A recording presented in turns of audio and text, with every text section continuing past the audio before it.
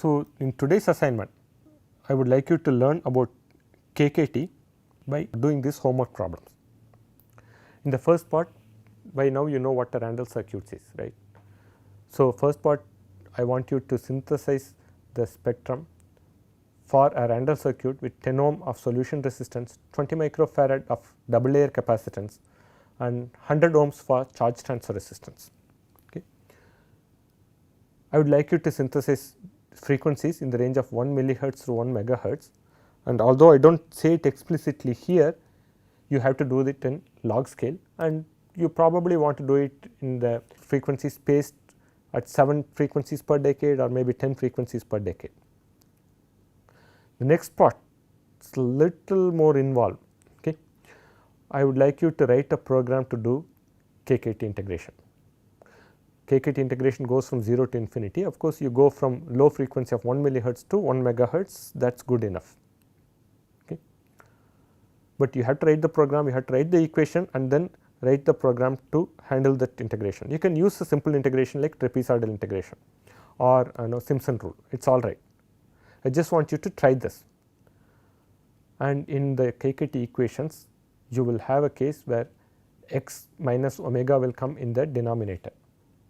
So, when you use a particular omega, I want you to think about how to handle it. It is not that difficult, but I would like you to think about it and then perform this integration. So, generate the spectrum which will have data of frequency, real and imaginary part, and then using your program use the frequency and real part and transform and get the transformed part for the imaginary and compare with the imaginary that you got from the original simulation. We will call the first set as original simulation, transform data we will say KK transform data.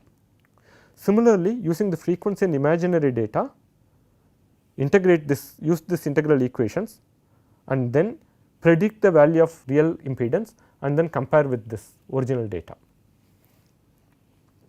In the next part, I would like you to just select some publication, journal publication, good quality journal.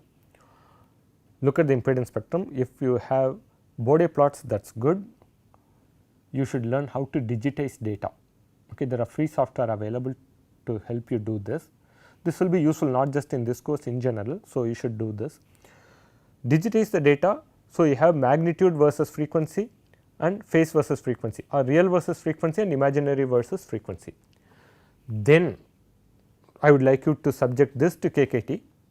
You can use your own program or you can use any of the freely available program or a commercial software, it is fine. Okay. You can't use complex plane plot data and digitize it and get this, because you will need frequency data as an input to the KKT program. Now, the third part what I want to do is this. Although you have generated data from 1 millihertz to 1 megahertz, let us just pretend that the data is available only from 10 hertz to 100 kilohertz. Okay. Now, you can use different methods of applying KKT. Okay. In one method, I want you to use integration, actual integration equations. Okay. It could be something that is written by you, it could be something that is available in a commercial program, it does not matter, but I would like you to try a method where equations are used and actual integration is performed.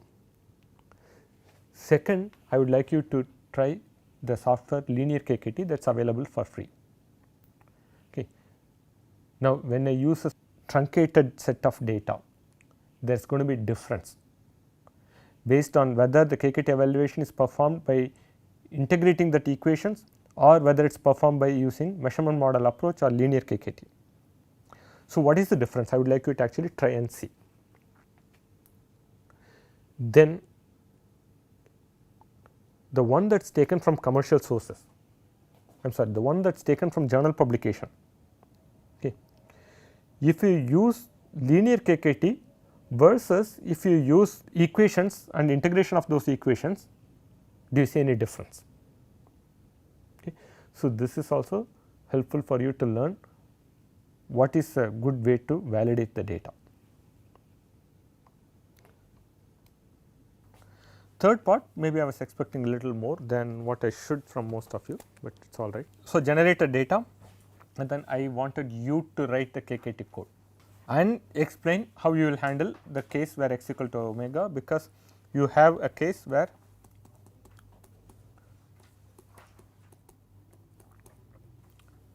you have an integral with x minus omega in the denominator. 0 to infinity of course goes from low frequency to high frequency.